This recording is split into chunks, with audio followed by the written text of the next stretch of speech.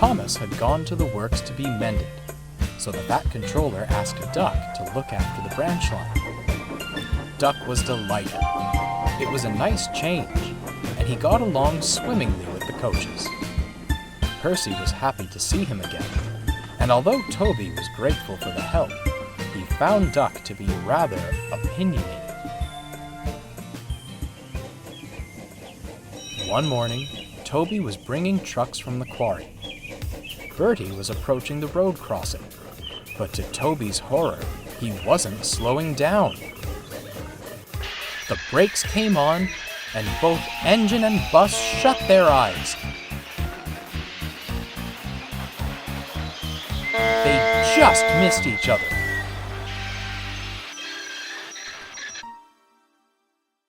When they met at the station, Bertie was most apologetic. "I'm sorry, Toby," he sighed.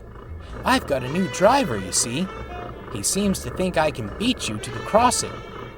"That's all right," Toby smiled. "I just hope he doesn't put you in danger like that again." "Didn't your driver see the crossing gates, Bertie?" "There are no gates," Toby replied. "It's..." Duck gasped. "How can you run on a line with no gates? It isn't dignified. Otherwise, those road vehicles wouldn't know to stop." "I know when to stop, thank you," scowled Bertie.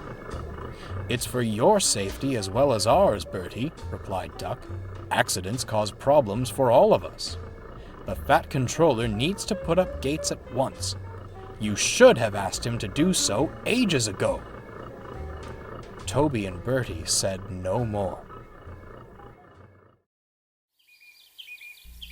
Recently, one of the level crossings had been having issues with its gates. Sometimes they worked as intended. Others, they stuck, no matter how hard the signalman pulled the lever. Unfortunately, no one had warned Duck. The next morning, Duck was puffing happily along.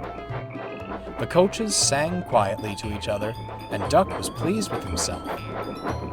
"Now that's the way," he thought, "just like a proper railway." At the troublesome crossing, the cars and trucks had passed safely through. A new signalman was on duty. He pulled the lever and went back to his coffee.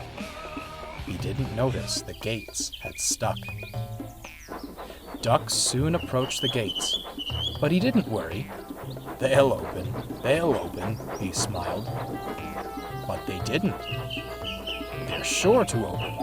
They have to. Still, the gate stayed shut, and Duck was getting closer and closer.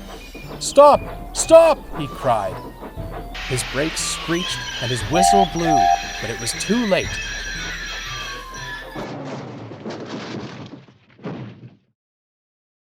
Duck sat on the crossing, remnants of the gate clinging to his front.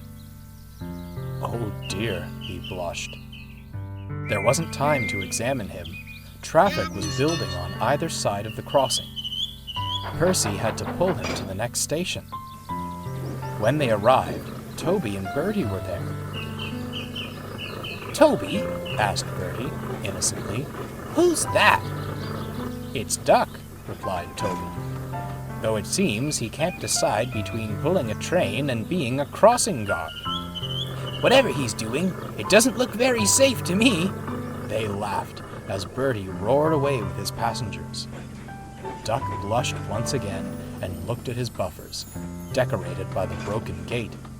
He wouldn't be making any remarks about safety for quite some time.